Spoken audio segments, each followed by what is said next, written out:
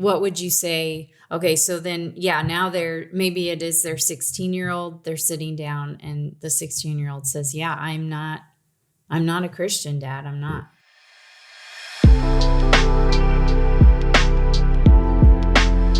The last two things here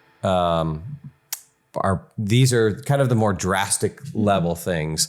I think one thing that we might want to consider if our kid doesn't want to go to church, and it's deeper than just I'm not relationally connected. It could be because our kids aren't converted. It could be because our kids have never put their trust in Jesus Christ. And so that's something to consider is where are they spiritually? Where are they with Jesus? And that might be, something that you've got to have that kind of conversation with your kid. Like, where are you with Christ?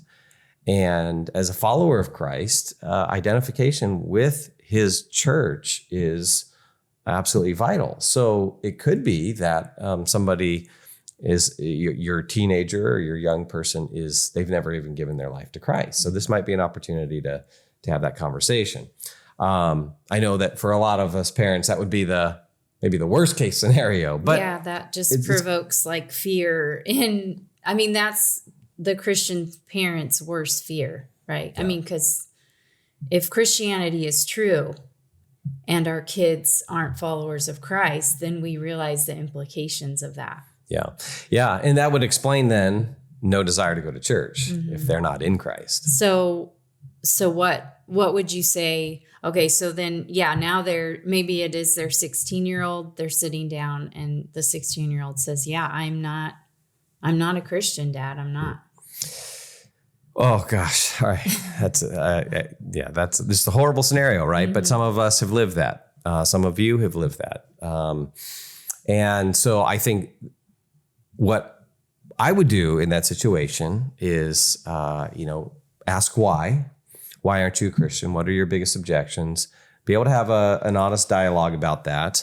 And be understanding, listen, do a lot of listening, and then eventually address those things. And if they are apologetic questions, there's these certain objections, well, then that young person needs some good apologetics to go kind of help them navigate that. Mm-hmm. At the same time, I'm going to express my convictions. Well, I understand you don't believe it. I do. And not only do I believe it, but I think it's true.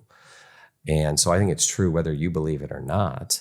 And I think it's good for you even if you don't believe it. And I want you to keep going and asking those questions at our church. And hopefully there's an environment where they can do that. But I know that they're going to need other people giving them input, helping them to walk through that. So I'm still going to make my kid go to church while they're under my roof, right? Because there are, and this is where I think it's healthy to have a sense of obligation to your family. Okay, you're not paying for yourself. You're not supporting yourself. I'm taking care of your needs like I should. And so there are some house rules here. And I have a responsibility to lay down those house rules, and you have an obligation to follow those, even if some of them are rules that you don't like. And so doing it in an understanding way, not just this power trip, I'm going to give my explanation. I'm going to ground it in the fact that Christianity is true. And I'm concerned now about your eternal soul or your immortal soul.